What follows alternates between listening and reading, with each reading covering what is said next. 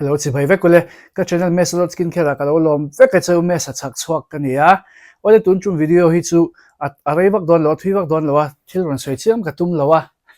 Instagram la ma chuan giveaway result ka puang zo chi à lo man kan sem zo chi YouTube la ma giveaway ka ron ti ve thung don khoi na top thlem lo en sakula lo man tur te ka ron tilang boka nga masabera chuanin video lo en zong te tanak share tur chu giveaway rules hi ka subscriber ni anga chuanin ka subscriber ni anga chuan ni photanga ya chumi zo chuanin comment section a khanin ilo tel ve nge ni ti shiat nan khan enge motal idu du khairon soi the hei soi tur big po kha om chuang lawa soi chadana thlan tur po kha ni chuang lawa ma se comment a khanin ilo tel ve ti shiat na kha o kha nga ya chuang chuan comment section a khan enge motal ron soila chu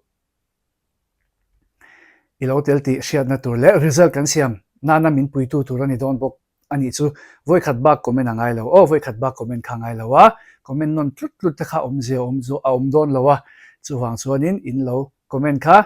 voi khat tok ti kha kan soi non le sham ni se ti chuanin giveaway hi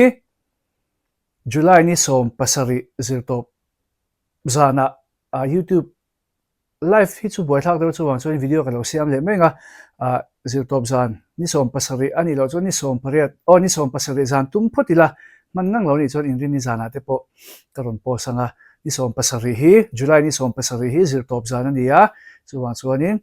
zirtop zana video in lo ngai chang don nia ti chuanin hei thil a thona lo man han sem re hianin lom lo mel lungoi lo mel lang deuh hi comment hi ka dong le china thil fair theng ber ti po hian chuwang chuan tiang hi chu van nei le van do in kar te po ve china kha kan don son thiam ve kha ngai china chu kan soi masadu shim shiba don tir cheu chu kan du tu ka du sak big po kha kan nei chawang lo chewa ka du sak fek chewa ma se khami kara khan van nei le van do in kar kha om ve ani china na kha khami lo share sak do ne ti chuanin lo man tur hi ka suenga ta hian oma cheng sang ruk man hu giveaway skincare product ani don ni hi chu ni lo phota charon tilang dia tang hei hi nia photona skincare product te skincare chia lo te poni dona charon tilangang masabera chuan hei surprise gift tu ne ta hian enge om don in shemmi alo gift card poni thaya enge lom thu soina letter poni ve thut thaya amasabera zon ka du 10% vitamin C 1% vitamin E le ferulic acid omna antioxidant cocktail serum hyphen vitamin C serum om phota chuan ouch chuan adot le hi golden hour glow sunscreen ani lo golden hour glow serum hyphen tho man nuam ka tiluk hyphen hi tunai chu ka hmang na sa ke ma po hian chuan ka du le chu an hydrating ceramide toner essence hyphen tho hei man pol thelo nei box si lo hydrating cha box si mom chuang si lo khani ka du chuanin Korean lampang kan hoilo kanga Diopros sunscreen gel SPF 50 PA++ man nuam lightweight box si man nuam tu kanita chuanin skincare lo lam kan hoilo kang blind box Hello Kitty blind box hetami hi cake shape ang deuh hi khoi mo ber hi indong doni chu heti lai color zinga hian mo enge niang ka khet sak top chuan skincare lama kan du lenga CosRX snail mucin kha hei hi amini nia ma sei po hi man chunga rail tuka pa ka box ka lo le lian lutuk lawa size ka she thiam wak lo ka lo le lian wak lawa amini kha ka ron dani chuan hei hi ka du le voi khat mana hei effective mai alang ngal kwar ang chi deuh khania sulhwa su te ponte sulhwa su clarifying mask peel off mask hei peel off mask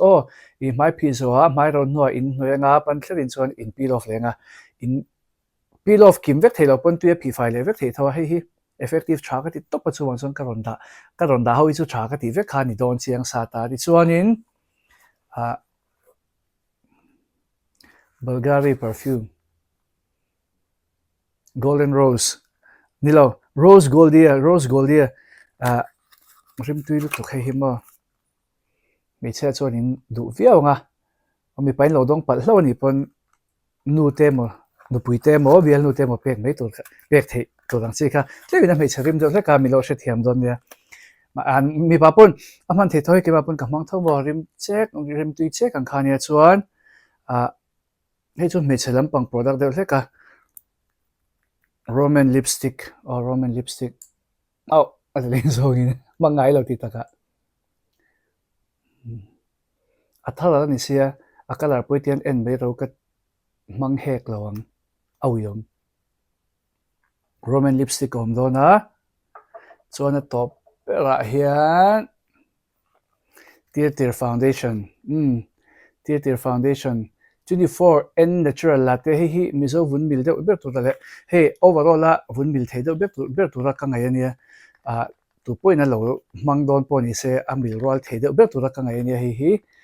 tir hi hemi hi dong don bokani ti khan loman cheng sang ruk man hu skincare le envelope khan surprise gift om kati bok kha khain dong don ni in ti tur chin shia giveaway lo te lo zo min subscribe panga ya chuan comment section a khan intel nge ni ti kha I thu ron zia kula smiley chu chu kapom don lo smiley chu te emoji chu chu kapom don lo thu ani nge tu roni sei tak po ngai lo wa kalo tel ve point non ti theya kalom pui che te point non ti the hei hi ka ron ti na chan chu ka YouTube channel kumnga tlin pual chumi puala kumnga tlin lom na puala ka ron ti chu nia happy 5-year anniversary te point non ti ringot theya kalom pui che te kha tiang chu non ti the emoji te kha tiang kha kapom don lawa chu wang chuan video hin en tlon lawa kha tiang kapom lo te in ron ti ni kha chuan apoi don ani in enzo lo kha apoi don ani chuan ka subscriber ni nge tu ni ti zong khani in the vine lo te supula lo share ula in chung te in chian te dong ve